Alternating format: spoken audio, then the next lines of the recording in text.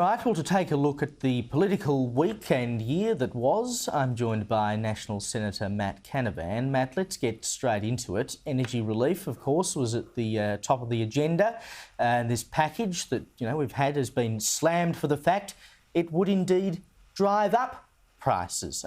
How badly has Labor screwed up this supposed plan to reduce people's power bills? We're talking about it before. It's not going to reduce people's power bills at all.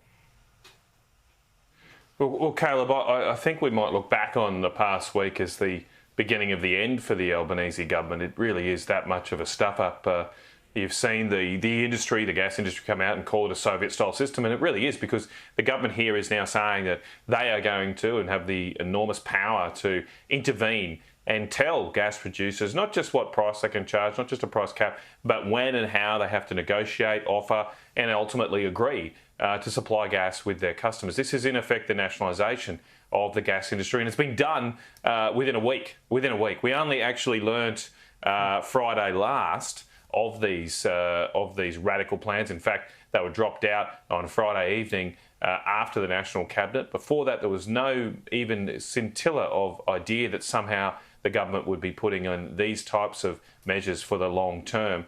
And they gave the industry ridiculous 3 working days to respond to the measures, and the broader public to respond, be that as it may. They called everybody to Canberra at great expense, cost over $1 million for me and others to go back to Canberra. We got there and they time-limited debate. In the Senate, we had just 3.5 hours of, debate. The Greens stacked the Speaker's list, so we had no time to actually investigate and inquire with the government through the Senate processes about this. They refused all attempts to have an inquiry, even a snap one into it.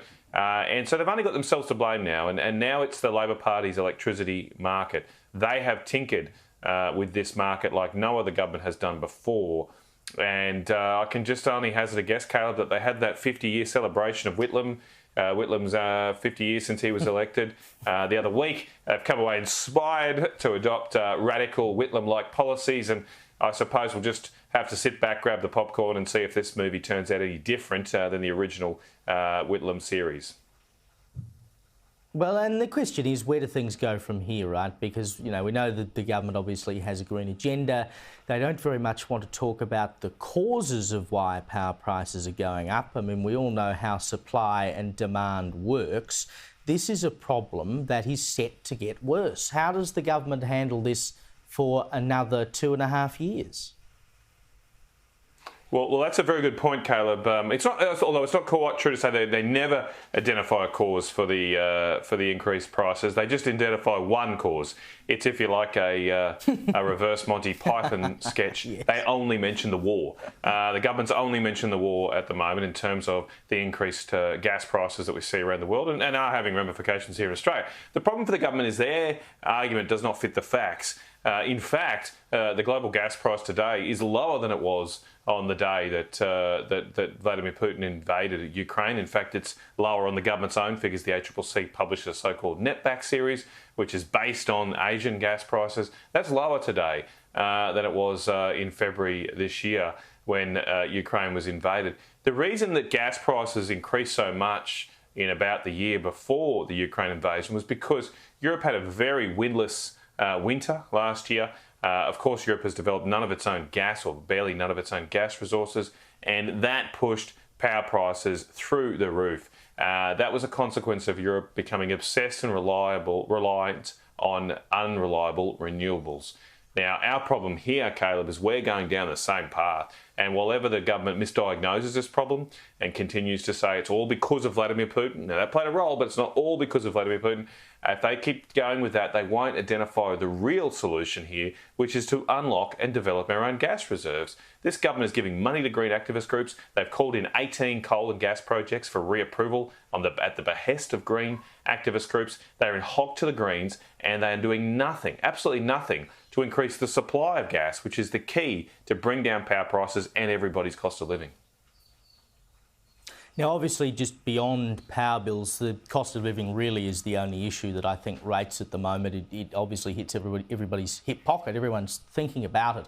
The only solution governments ever seem to have is to throw more money at it, which really just exacerbates the problem. From here, with people struggling, particularly as we come into Christmas, what is the number one thing, in your opinion, that needs to be done to tackle the rising cost of living? The number one thing we must do in the short term is to keep the Liddell coal-fired power station open. It's due to shut in April or at the end of March next year, so just 3 months away now, 3 and a bit months away. The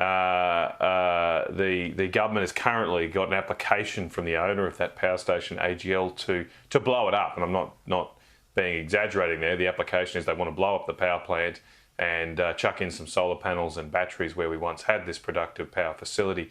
Now, it's an old plant, Liddell coal-fired power station, but our power system's just not ready for it to shut early. Another factor that I didn't mention earlier in terms of the recent rise in power prices here in Australia was the shutting of a quarter of the Liddell coal-fired power station in March this year. So that happened a month after Ukraine was invaded. And if you look at the New South Wales daily electricity price, it barely budged, didn't budge. Actually, it fell slightly after Ukraine was invaded through the month of March. And then after March, to the day on April 1st last year, power prices surged above $200 a megawatt hour, and they haven't really come down since. They've stayed high since that time. Now, that was just a quarter of that power station shut then. The other 3/4 are shutting in a few months' time. So I think we need to do everything here just to keep that going and certainly not blow it up. We should at least do what the Germans have done, which is to mothball their coal-fired power stations. If we can't keep it going, if it's too late to keep it going in April, we should mothball it so it's there in case all these predictions that renewables will be fine and keep the power on actually don't come to fruition. And I think it's Germany as well, where they're currently pulling down a wind turbine set up so that they can dig up coal under the ground there. It's extraordinary. Matt Canavan, thanks for joining me tonight. Thanks, Caleb.